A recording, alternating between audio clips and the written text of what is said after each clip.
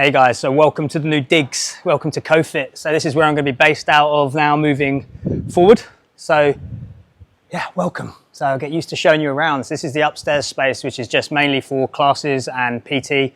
So it gives me a load of sort of free space to kind of record some videos and really go into some detail about training and just so you can get the most out of your training. So in today's video, we're going to go through the Romanian deadlift, so the RDL. Essentially, it's a hip hinge. So it's truly learning how to perform and load the hip hinge correctly. Now the hip hinge, some of you may have sort of seen videos of me do this before, but the hip hinge for me is the foundation of all athletic movement, all right? The ability to learn how to hinge at the ball and socket joint of the hip at zero cost to the spine is one of the best movements that you'll be able to learn, okay? Because the hip hinge is in every athletic movement, okay? I don't care whether you're a goalkeeper in goal, basketball player about to shoot a free throw, batsman a baseball player trying to wind up for hit a ball, or a rugby player going in for a tackle. It all centers around exploding from the hip. And in order to explode from the hip, you need to know how to utilize the hip effectively, okay? And that's where the hip hinge and the RDL really come into their own. So to give you a little bit of a visual, using a dowel rod along the length of your spine, 3 points of contact, back of the head, in between the shoulder blades, and then top of the backside. What we're looking for here is zero movement through the spine. So the curvature of your spine is your curvature of the spine. So what we want to avoid is extension and flexion, okay? We want to maintain a neutral position through our spine and our pelvis, okay? So as we're here, true hip hinge is to be able to sit back, lengthening the hamstrings and the glutes without rounding or extending the spine, okay? Because any flexion and extension of the spine, we are not utilizing the hip as effectively as we can. So it encourages us to really have to engage the abdominals to stabilize the load, okay? So I would encourage that if you're new to this movement and learning this movement, use a dowel rod, a broomstick, a mop, or whatever you've got, and just practice, because it is repetition, repetition, repetition, okay? And you wanna make sure that you master the movement before you load it, okay? Because load changes everything. So making sure that when we're going through the movements such as RDLs or deadlifts, essentially any type of hip hinge, I mean, the hip hinge is in a squat, right? So we want to make sure we hinge before we sit. It's in a lunge as we come through here. It's all about using the ball and socket joint of the hip at minimal cost to other joints and the spine and the knees, etc., etc. So once we understand what the movement is, now we need to know how we're going to load it and how to perform the RDL correctly, because form is everything, okay? You don't lift weight, you load a movement, okay? And if you can't do the movement body weight, then you shouldn't be loading it. And if you can do it perfectly with 40 kilos, but you can't with 50, then you need to stick at 40 kilos, because with every increase in load comes a new technique challenge, okay? So it's always gonna challenge your technique because it brings with it fatigue, and fatigue changes everything. And what we're trying to do with an RDL is to engage the lats, okay? So the lats own the most real estate of the back. So when I engage my lats, I lock my spine into position, okay? So if I relax the lats, then my spine has some slack to flex and extend and do all this funky stuff, which we're trying to avoid.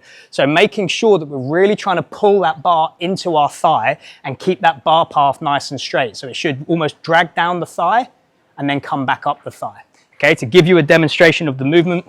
So as I come here, I lock my lats, brace my abs, and then I hinge. And I come up. So we're never allowing, so if I come down to the bottom of this movement and I relax my lats, that bar comes away from me, okay? So it's keeping that bar nice and tight and then up, and making sure that we hinge through that ball and socket joint of the hip. Now, how low you go will be dependent on your hamstring flexibility. So for me, that's about my limit. I can get lower, but the movement has to come from my spine, and we don't want that, okay? So it's making sure that it's a length exercise for the hamstrings, glutes. The low back is working isometrically to maintain that position, which is what we're looking for here. A lot of people think of the deadlift and the RDL as a pulling and a back movement, so they almost hyperextend their spine. This will give you the sensation of contracting your back, but you are jeopardizing your low back and your spine, because you are basically taking it through loaded flexion extension, which is not what we want to be doing, okay? So another key point that I always like to accentuate, and this carries on from my sort of strong feet video that I did. So when we are loading into this position, I torque out. I want to create a nice arch on that foot, pressures down through the ball of the big toe, and then I hinge back and pull through. Hinge back and pull through. We never want to see the collapsing or the moving slack anywhere through here, okay? So it's all about creating tension and stability so that we can express force through the movement. Like anything and any movement, it's a skill, so it needs to be practiced and practiced well. A couple of key things that once you've kind of mastered the hip hinge and you've kind of got to grips with it and you're starting to load the movement, a couple of key things that I like for most people, for 95% of the population, is first and foremost, double overhand grip, no straps.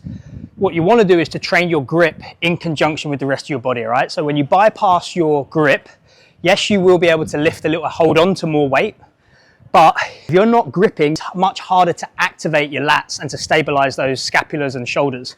So what you want to make sure you're doing, double overhand grip, you're squeezing the life out of the bar, lock in,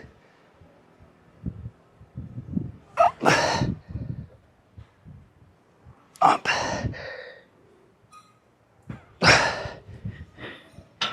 Now, there's a couple of key mistakes that a lot of people make when they do this. And that is, one is allowing their weight, their center of mass, to shift to the rear of their foot.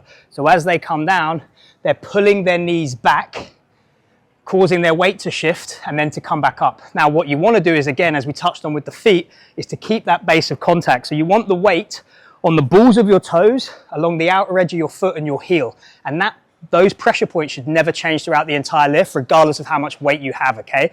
When it comes to utilizing the posterior chain and the hamstrings in this case, the hamstrings are a bi-articular muscle. So they cross both the knee and the hip. So what I mean by that is they can perform this movement as well as this movement. So when we are working the hamstrings from the hip point of view, so we're trying to train the hip end of the tissue, we need to make sure that we stabilize the distal portion, okay? So the analogy that I like for this, if I tie a rope to a sled and I ask you to put as much tension on that rope as possible, but every time you put tension, the sled moves, you can't get maximal tension on it. It's only when you bolt down the sled or you put enough weight on there that I can truly lean back and put full body weight and create as much tension that I can do that, okay? And in that instance, the knee is the sled. So if my knee is constantly moving, I can never get maximal tension on the hamstrings. So in order to create tension on the hamstrings, I need to lock my knees in, push the hips back, pull the hips forward, and never allow those knees to move throughout the movement. If you're doing that, you're just bypassing your posterior chain. You're not going to get the benefit from the exercise, and actually you're going to ingrain a really bad movement pattern.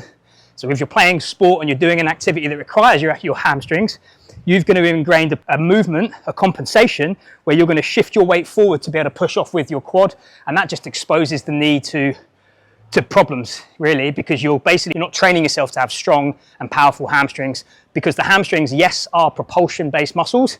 They're also a stability-based muscle. So you've got two heads of the hamstring that come down either side of the knee. When those muscles engage, and you can kind of see them here, when I hinge back, when those muscles engage, my knee becomes very stable because I've got the patella tendon on the front side, I've got the two hamstring attachment points on the back, and that provides a really stable knee joint. So it's really important from both a performance aspect and an injury prevention standpoint to make sure that we're doing this movement properly, not just in the Romanian deadlift as I'm demonstrating here, but also in lunges, squats, everything like that. We learn how to truly engage the posterior chain and to train it effectively, because that is going to increase your performance exponentially, but also reduce your risk of injury. So hopefully you've enjoyed this video. Like, comment, subscribe, do all that jazz, and I'll see you guys tomorrow.